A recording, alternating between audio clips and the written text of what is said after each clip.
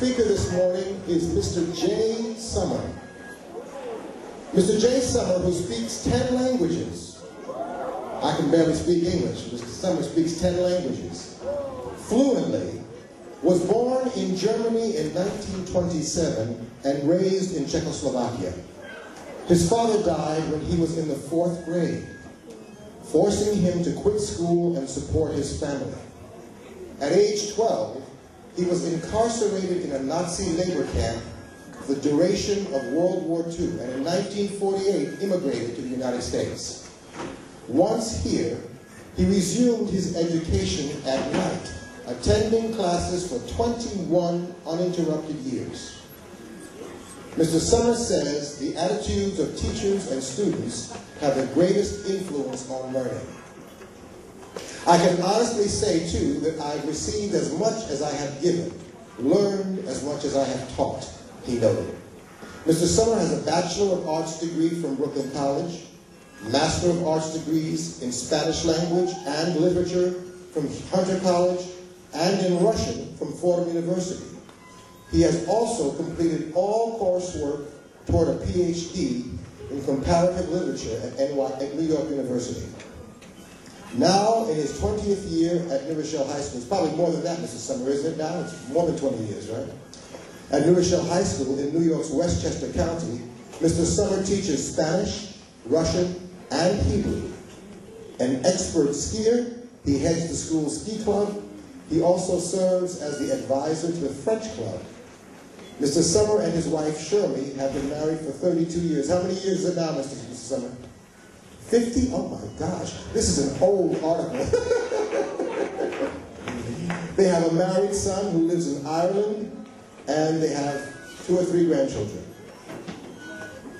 First Lady Nancy Reagan presented Mr. Sommer with the Crystal Apple Award, representing the traditional symbol of teaching. Mr. Sommer was selected from more than 150,000 teachers in the annual awards program that focuses public attention on excellence in teaching. Ladies and gentlemen, Mr. J. Sommer. I want to congratulate all of you. You are being very patient and very wonderful. I'm delighted to share with you this day. Some of the things that I will be talking about are perhaps sad, and some of the things are even funny. And I know, as the lady who spoke to you first, that you will know the difference between when to laugh and when not to laugh. And so, again, I will take you on a journey that I hope you will understand a little bit better about the Holocaust. I should also say that how extraordinary it is that you care about the Holocaust, and you care what happened to Jewish people.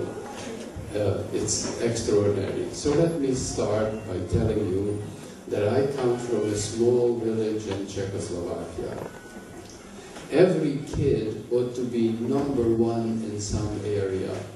I was #1 in poverty. When I walked down the street, you could tell that I didn't have the right shoes, the right clothing. But I had a wonderful mom who taught us how to make fun of poverty. I'll give you some examples of how we were laughing at poverty.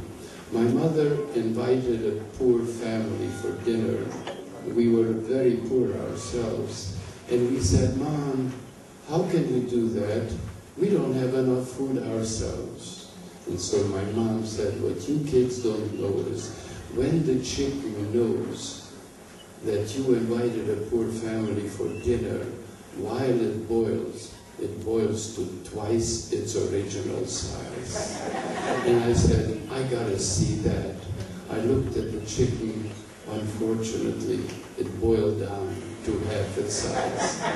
But we were laughing so hard because we were making fun of poverty. There was another way we made fun of poverty. Friday morning, my mom took the clothing that we wore during the week and washed it very carefully.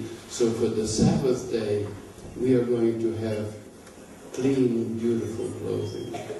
Friday evening, before the Sabbath begins, my mom dressed us up, and she was circling around us, saying to us, "You are wearing brand new clothing."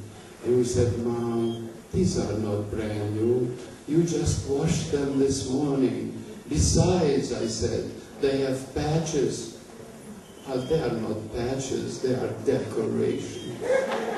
So we were laughing at poverty, but it was very difficult, it was impossible to laugh at hatred against Jewish people.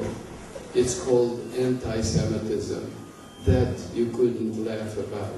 And I discovered very early, at the age of 8, living in this small village, the only Jewish family, I discovered that I couldn't play with other children. And I said, "Mom, how is it that I cannot play with other children?" And she said, "Someday you are going to find out." And I said, "In the meantime, who shall I play with?" "Well," she said, "Miriam, our cat, would be very happy to play with you. I want you to know that Miriam was Jewish." And we talked together all the time. Miriam and I spoke to her Jewish. She was actually bilingual. We also knew Czech. But I had such trust in Miriam because I knew that unlike the bullies from my village, she would never hit me.